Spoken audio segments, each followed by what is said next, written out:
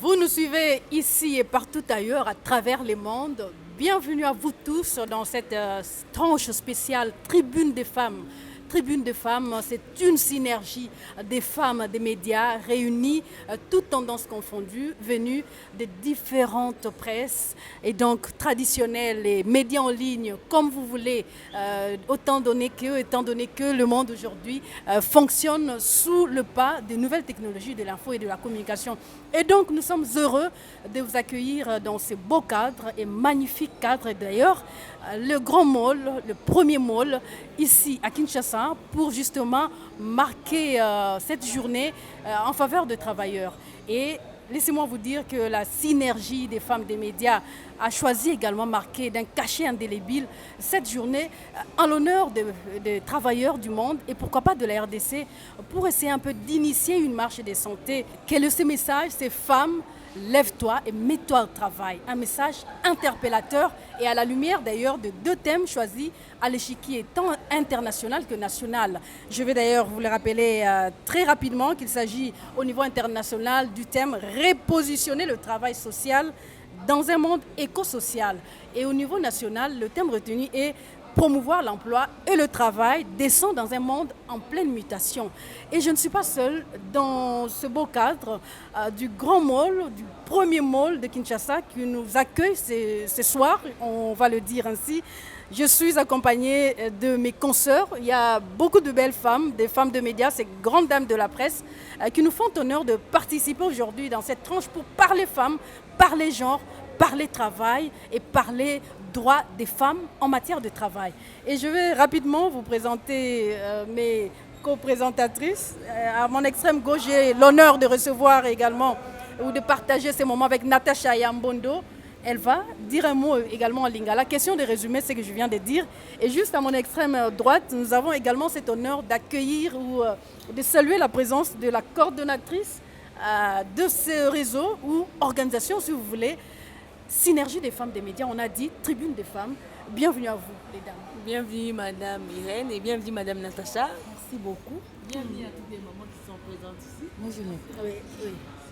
Matondo mingi Mama Irène, matondo mingi bandeko balandi o bakolanda biso na mukona lelo na ba différents etando na bino na ba médias en ligne.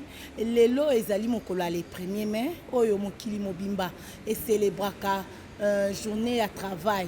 Journée à travail ezali mokolo oyo Nations Unies eponaki et dédié na basali misala ya Congo démocratique pe ya mikili ya libanda. Lelo réseau na biso association féminine na biso ezali synergie des femmes des médias en collaboration na ba médias ebele basi basangani batambola pour balancer message au petozalaki nango ozomona na bilamba tolati ekomami femme lève-toi mets-toi au travail ezali mama likambo na biso nde tokokabola tout au long ya émission oyo tozo koloba mwasi esengeli te kaka vanda na cuisine lelo bazolobela likambo ya numérisation likambo ya mondialisation likambo ya épanouissement de la femme yango wana biso pe ba femme des médias oyo to informaka bino.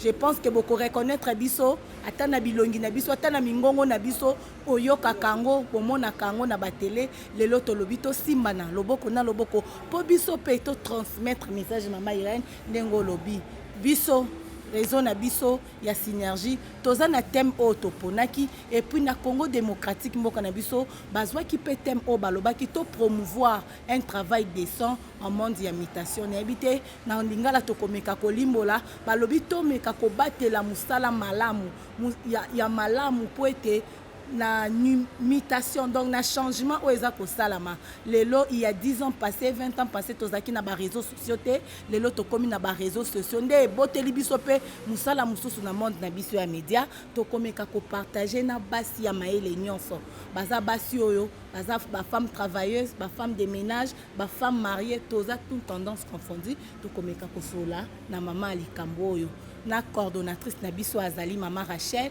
toza na comité mobimba Mama Seja azali ba mama na biso ya keso bazo s'occuper na social bazali nde toko partager na bango thème oyo na bandi ete Mama Irène tokoki kokoba na masolo na biso. Alors, avant de rentrer dans le vivre ce message qui vous parvient de la part de Tribune des femmes en l'occasion de la célébration de la fête des travailleurs. Un message lu pour vous par Arlette Itaka, secrétaire générale de Tribune des femmes. Mesdames et demoiselles et messieurs, chers collègues et les membres de la Synergie de femmes des médias, au nom de toute l'équipe de la Synergie de femmes des médias, je vous souhaite toute une heureuse fête de travail. Le 1er mai est un jour de fête, un jour de congé accordé à tous les salariés. Depuis 1947, mais c'est plus que ça. Ce jour a une profondeur historique, très importante pour tous les travailleurs du monde entier. À présent, je me tourne vers les femmes et les hommes qui ont accepté de sacrifier leur vie pour la cause du travail dans notre pays. Vous formez à vous, tous et chacun d'entre vous, une magnifique preuve que le travail épanouit. À l'origine, il peut être perçu comme source de difficultés, de souffrances physiques et morales. Mais nous savons tous que le plus dur, c'est de souffrir de l'absence de travail. Rendre hommage à celles et ceux qui ont consacré leur vie au travail traduit l'importance de cette valeur fondamentale dans notre République démocratique du Congo. La réussite encourage la réussite. C'est tout le sens du travail que de donner ou redonner confiance en soi par l'accomplissement des tâches au quotidien. C'est valoriser, être valorisé, c'est tout ce que le Synergie des femmes de médias souhaite à ceux qui travaillent. Quel que soit le métier, quelle que soit l'organisation, quel que soit le volume de travail, je crois aussi très profondément que le travail est noble, il rend digne. Il répond aux lois de la nature, oui, car rien ne s'obtient sans effort. Et je ne révèle rien, le travail rend heureux, il procure du bonheur, la satisfaction du devoir accompli. Du travail bien fait et bien redonné, encore une image parfaite de notre pays. Intégrer une équipe, tisser de liens d'amitié, être fier, s'épanouir. En effet, la synergie de femmes des médias dont l'idéal est la promotion des droits de la femme et de la jeune fille. Encourager toutes les femmes à avancer, partager leur expérience professionnelle et veiller à l'amélioration des conditions de vie des travailleurs en milieu professionnel. Nous encourageons les femmes à travailler, à continuer à se battre pour être autonomes et assurer leurs avenirs. Que cette journée du 1er mai soit une journée non seulement de fête pour toutes les femmes travailleurs ou travailleuses, mais aussi et surtout une journée de réflexion pour l'amélioration des conditions de vie de travail et d'encouragement à toutes les femmes de pouvoir se mettre au travail. Que Dieu bénisse toutes les femmes. En milieu professionnel, j'ai dit et je vous remercie. Sans plus tarder, te repères à Malobana, maman Rachel Chako. Question de pourquoi? Parce que tant que vous avez échangé la monnaie au limoli en français, et puis maman Natacha a eu comme magnola la lingala. Kasi vous pouvez ba yimba ba ibatu musu pe ba yoka rapé chilou bana qui soit il pe ba yokati. Tant que vous avez femme mets-toi au travail, femme lève-toi, mets-toi au travail. Obi moi citer les mami pesa la musala. Bon maman yoka lingala ti. Bon maman yoka ka français té. Yango to kosenga na maman Judith ayebisa biso na minoko mami balé soki na swali balobali po to na Congo langue nationale za ko obligé biso. Ah oui, asante sana wandugu wanayetufuata dunia nzima. Vraiment leo ni siku kubwa ya ambayo wanatumika duniani nzima. Leo tuko nataka kuonesha mwanamke ashimame kukazi. tunaangalia mandiko yetu anaandika kunguo tunavala, bamama banavala yote inaandikiwa mwanamke shimama, ujipashe, ujipeleke kukazi. Ni kusema tuko na lazima ya mwanamke wote ambaye aliyesoma na ule mwenye asikusoma, wote tuko nabo lazima. Mwanamke shimama, ujipeleke kukazi. Teme yetu tuko nasema, ukakuwa uko Beni, ukuwe Butembo, ukuwe Lubumbashi, Bunya, wapi, mama yua kwamba uko na mamulaka, pia uko na droit ya kuvivre na kujitrouver, uko na maana. En plus niko nasemea wa mama wenyewe wanalimaka mashamba, wanatupachiaka matembele, sombe, lenga, wale wa mama nabo tuko nabo lazima. Vraiment tuko nabo lazima, kwa sababu wanasema mwanamke shimama, ujipe kukazi. Ni teme kubwa na tutaendelesha mwezi mzima hii ya 5. Asante sana. Eyo ba wetu onsu tosakitele wa bungi. Lelo tujumwa beu vraiment bwa kusangisha ni ba mamu bwa ngondu mujima lelo bwa kwambila bantu ne lelo nchijimu cha mukaji wimana kumujimu. Mukaji wimana bishi kumujimu. Na sheye muikala mwana bujimu. Na sheye muikala mukaji wakumbujimai. Mufon je ne sais pas où. Badiba kwambila ne mukaji we imana ujesha kumujimu. Umanya ni ujini Valère. Na shuwe muikala mukaji kuimulonga to. Na shuwe muikala mukaji kuini Valère kumaswa baduto. Badiba kwambila ni mukaji we imana. Wenza mujimu kumpala kwa bantu ujileja ne ujini bukola. Bwalu chisumbu chetu cha bamamu echikani chikala ni chisumbu cha bamamu bajiba longa to. Na shuwe kwa muikala ulonga to. We ungumvo memekalanga masengu. Mwaba wonsutu kubikila. We hebo wimana ujuesha kumujimu. Kia jibamba mchifu lansa ne femme. Mets-toi debout, mets-toi au travail. Atu tuamba mchiluba jibamba ni mukaji imana ujuesha kumujimu. Tosa kichilo wabungu. Bande ko balandi, tozali kokoba na émission na biso. Tomoni ete mboka na biso République démocratique du Congo ezalaka pe na ba langue nationale. Toza na poste ete message ko ba femme ya tribune baza ko lancer et parvient et koma kokoma tina Congo profond. Yangwana bolandi message ba pesi biso na Chiluba na Swahili siko toza kokoma na message na biso ya Kikongo atoza au fin fond ya Congo central naza sur ete message oyo ekokomela ngo pe ko capter ngo malamu nde to pesi maloba na concert na biso apesa biso message wana na Kikongo ampangi na betu bankentu nyonso benuke na ba Congo benuke na bandundu benuke na fin fond na babwala ya kati ngeke sala bilanga ngeke sala kisalu ya leta ngeke na Valère na bwala yai telema sala kisalu kubikala kaka na nzove nge lamba kaka bima samu na bakala nge yebisa bana nge yebisa malonga ve nkentu fenge telama nkentu fonge sala kisalu nkentu fongo nge monana na mesu ya bantu ngeke na ba Congo nge kaka na bandundu telema sala kisalu nkentu kubikala kaka na nzove o munu muke kaka samu na bakala na munu muke kaka samu butila bakala na munu muke kaka samu sala pidia nkentu nge telema nge fo sala kisalu samu leta na betu ke na mfunu na nge nkentu leta ke na mfunu na nge na kati ya bwala yai vraiment kentu telema sala kisalu sambu na bwala na betu yekwenda na ntwala telema bet mesukawa sambu na kentu nyonso. Merci.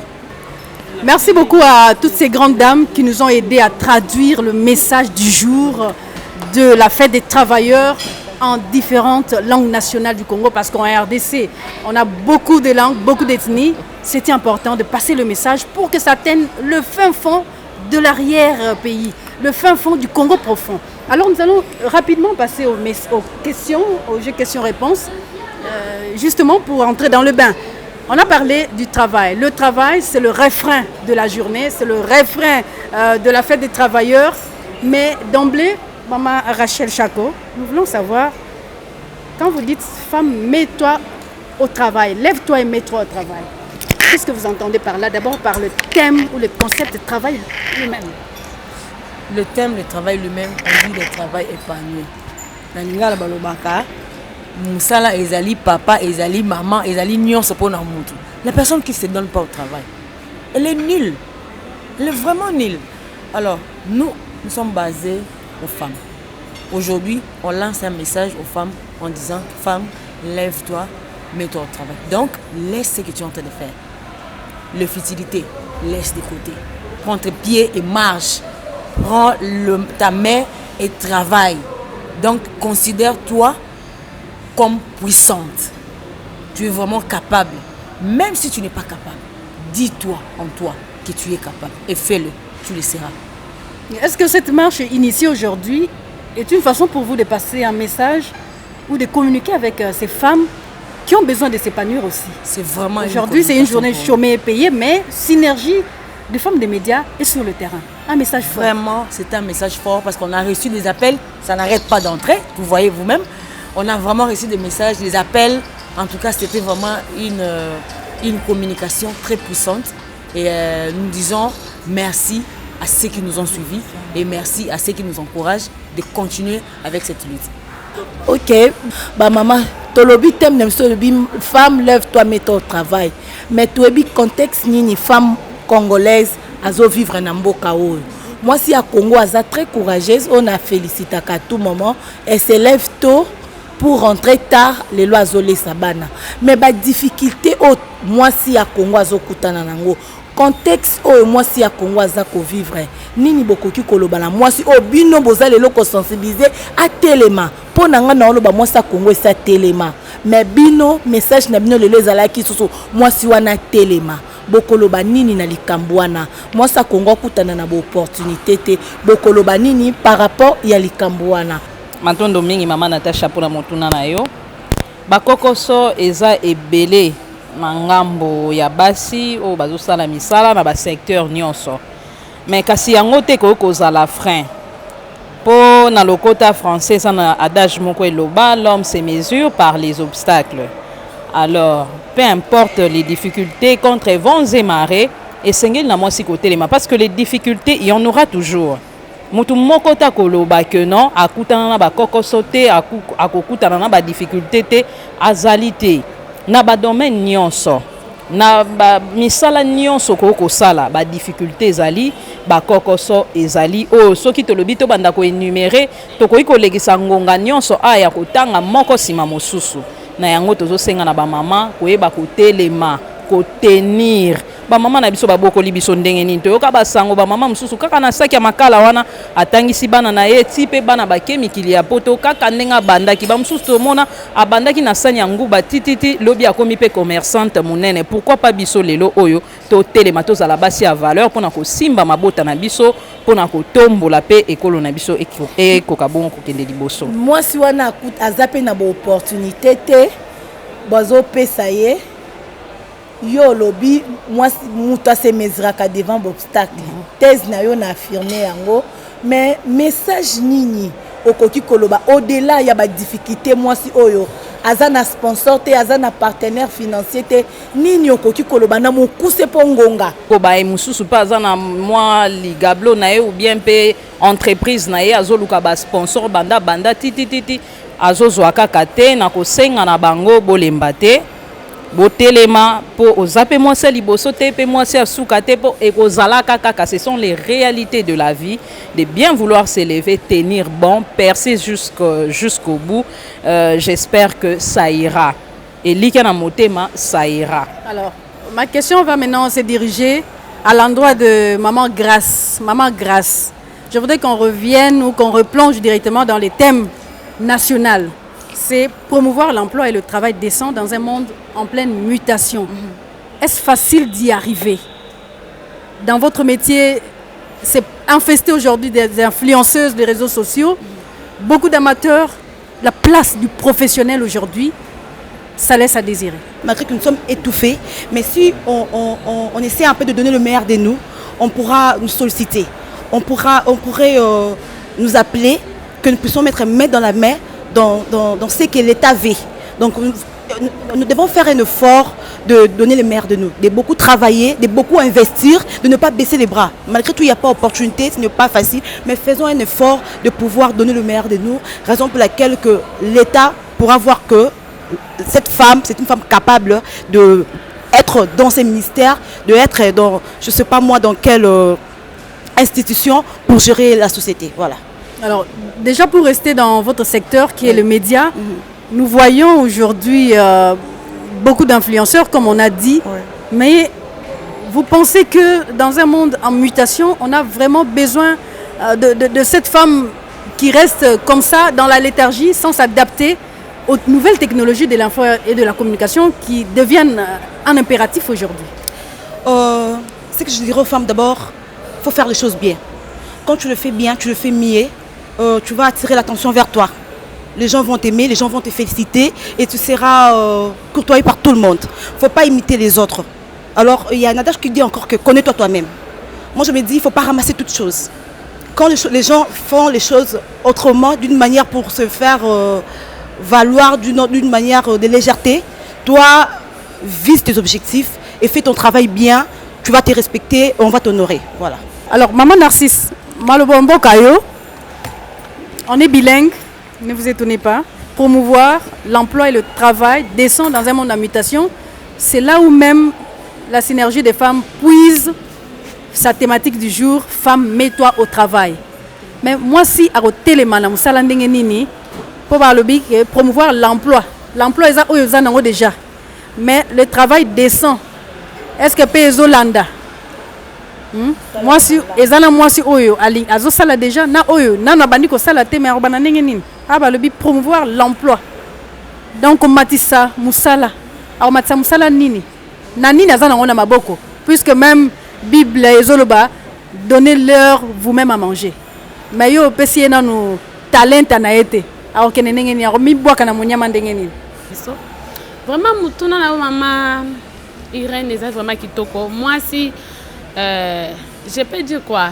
C'est pas dire que laïka bo la muki na fond au banda osamo bongo non. Moi c'est créaka. Denka mi bali pe ba créaka parce que mon mobile mutu so manika sokoli maya lati abimi vraiment le biki na kei koluka. Oko koma otoke. Non? Est-ce que ah na ko ya na bando pangsa tandako ndenge toza na kati ya restaurant boyoye na ko bana bando pangsa le bino ata awa vraiment bo bando futanga boyokani. Ce qui est bandimé, ce qui est 4 restaurants, 4 maisons, bakoboya yote, bakondima yo. Tango bakozwa yo bandi ko sala, ba futi au salaire na yo moi si ya mayele parce que moi si ya mayele azande moi si ya bombaka. C'est pas que ce qui est opportunité ko banda ko sala au zimbongo que non, na bando somba bilamba, bakabelo epai ba monanga na fanda ba restaurant non. Moi si ya mayele eza moi ce qui est zingu ba mibale, olie moko pe o bombi. Okozwa mbongo wana ba pesio. Luke non na kotika la peka boité. Parce que osali mutu musala, kozana na esprit te ke yoza kaka engagé na e non. Zala na vision ke ndenge na saleli lelo, lobinga pe na lingi ba salelanga. Okozwa mbongo wana obombi. O créer pe business na yo, ba business ezebele. Okozwa ta banguba oyo. Obani osomba banguba ozo kalinga ngo propre osombi ba chasser na limité ya mike obani ocha banguba na wana bazokanga ngo na machine propre na tongo sokoli mai obani otamba na wana ba bureau na ba vie ba bando osomba banguba. Donc moi si potokata na mukuse eza oyo ayebi pe ko créer eza ba idée eza yango de richesse. Oui. Donc il faut créer au lieu tikala. Moi si eza idée il faut moi si on ndengo moi pour na kosuki sa maloba il faut baluka. Moi si ndengo omoni biso so fandi boy mutu na mutazana maele na yo mutu so abotama na maele me batu nde ba bisaka ba maele na bango na mukusi. Donc moi si le lozaka ko dépendre na mobilité ko pe ko sala achande talent na ye na musala potentialité na maman Irène moi si akotela ka espoir et pas mobilité mobali abimi na tongo bola muki mobali abandi osomba banda pondu tikib. Il y a 100 francs, non? Il faut payer mobile à son bimou. Merci beaucoup. Merci. Je te repère ça, maman Rachel Mambassa. Maman Rachel, synergie des femmes, des médias et lobby, moi si téléma au Salamoussala. Mais nakati yango sur l'andi ba thématique nyonsoyo, ezozonge la kaka sensibilisation, conscientisation à moi si. Mais tokoloba to balisa maloba. Il y a sage Mutabwania ya Chine, Confucius, c'est lui qui veut me donner à manger. Il ne pêche pas. Asali malam. Si tu veux me donner du pain, donne-moi le pain, je vais manger. Mais si tu veux m'apprendre à pêcher, je n'aurai plus jamais faim. Et le biming. et balani na thème ya synergie des femmes des médias. Likanisina wana ezali. Bon likanisina na wana ezali ete mwasi ebongi afanda te. Mwasi ko fanda te pa na ngai eza oza na eloko te nanu. Kasi il faut oluka. Mais ko banda boni oluka. Yo ofandi nda obite naza makoki te mbongo eza te na kosala te na fandi te. Mais kasi ezali ba o misusu ako préférer azwa azana bilanga te. Hein? Azana bilanga te mais azui aki côté basala ka bilanga. A préférer abanda ta ko arroser na bilanga ya mutu. Po mutu wana apesa ye bongo mbongo. Na mikyo akozwa wana akozongo ezeko pe ebelete. Mais na sima na ngabite comme ko boka mai eza kilo mingi, vombe na kende côté kala ngata mai. Na miki azwaki a changer eloko mususu. Donc a créer activité na ndenge na yemoko. Azalaki na zéro. Kasi me ko fana na ndaku pona ko zela kaka ngana moni te zaidi ide moko malamu te. Eza ba misusu akolinga abebisa nde nzoto na ye ateka makala. Na koteka makala wana kolala nzala te. Na kolala nzala te wana bana bakolia na ata papa pe akolia na sima ya ye ko bebisa nzoto wana. Mais kasi akokende pe akosukola pe akofanda na bar ou deux akofanda na moi bistrot akomena pe moi ji to moi sikane na mbongo na yemo. Alors pour terminer, maman Rachel alobi kaka moi si a multiplié plus ba initiative. Donc que la femme azala autonomisation autolobaki bongo et zongi les sous na maloba ya ba mama autonomisation yango ezo singa na yo ozela ka moninga sa elote. Mais prends-toi en charge. Donc créer esprit de créativité et à la moi mingi que to vandara kaka. Pour les mamans restantes, comment sortir justement de ces carcans, de cette difficulté qui se présente devant nous, des obstacles qui poussent la femme à ne pas émerger, à ne pas s'épanouir, puisqu'on dit que le travail épanouit. Ndabiso na baitandeke esengeli baye baba nani oyo bazali. Mwasi ali bongo makanisi. Yeba ozali nani na tango ya kala wala kibongo eloko esengeli kobota kaka bana esalelo ya cuisine. Kasi lelo tokomona basi na kati ya parlement, tokomona basi ba présidente de la République bazali, tokomona basi na bisika nyonso o mibali bali kotelema. Yeba nani oyo ozali na mosala ozali kosala wali patron wali bongo PDG ya mosala na yo oteka makala oteka mbisi ozala mama ya bilanga wali bongo PDG monene o wali ko diriger mosala na yo soki omiyebi na misala na yo nde okozwa bongo lokumu mingi na miso ya bato pe na miso ya mibali o bazali ko tukabiso mingi. Merci beaucoup. Les représentations de la femme aujourd'hui sont diverses, ça dépend de toi-même, de ce que tu veux donner comme image de la société. Vous avez choisi un angle à vous. Aujourd'hui, femme sportive, vous trouvez un gain là-dessus. Kozala mwasi ozo pratiquer sport. Bisoneti bisoba oyo toza parmi batu oyo naza infirmière. Mais na mona qui pour le moment musana o na tangel na zuango na nte. Pour le moment nous pratiquer sport nanga na se retrouver. Ya on a mitiki na sport momentanément que soki na zu musala na zu musala o eza domaine nanga na continuer. Pour le moment nous ça sport pour na gagner moi quelque chose au lieu na tika na ndaku. Oui, je me retrouve par rapport à la limite mais quand même on a zoana ezo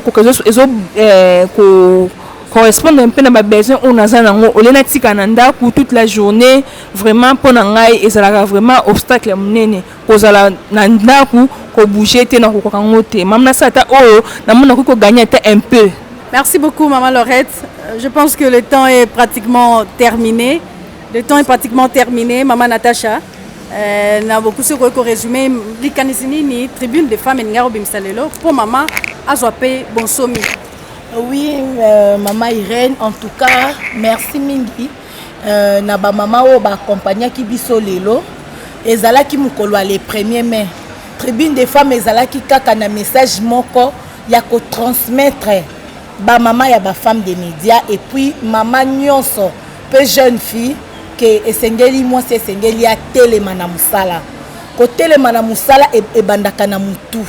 Po nzambe tango akelaka mwasi na mobali akabolaka ba cerveau te o cerveau o ya mwana mobali cerveau o ya mwana mwasi non nzambe atiaka kaka cerveau humain quitte à toi na mayele o nzambe apesi yo o développer nini okoki kosala yango tosengi na basi batelema côté kanzoto eza na litomba te banti valeur eza na litomba te parce que eko rattraper biso quelque part yango tribune des femmes ezaki na message moko et lancé peto ndimi ete ba téléspectateurs na biso ba kolanda boko continuer komona ba message na biso ebanda ko circuler na ba différents médias na biso. Alors tout est bien qui finit bien. On dit toujours que les bonnes choses ne durent pas. C'était spécial, fête de travail. Fête de travail, ça veut dire levons-nous comme le pense la tribune de femmes, qui veut dire synergie des femmes des médias, toutes tendances confondues, qui mobilise, qui sensibilise la femme aujourd'hui à se lever, à travailler et à s'épanouir. On dit que le travail épanouit. Donc expérimentons cela. Gardons une pensée pieuse envers toutes ces femmes travailleuses qui ont milité à Chicago, aux États-Unis, depuis 1886 pour promouvoir la valeur de la femme, le droit des femmes au travail, afin d'épanouir, si pas développer notre pays, pourquoi pas le monde entier. Restez branchés, on va poursuivre avec de prochains numéros. Vous aurez nos adresses, email, YouTube, au bas de l'écran. En tout cas, restez toujours connectés aux activités de la tribune des femmes. Nous vous remercions et très bonne fête de travail à tous et à toutes.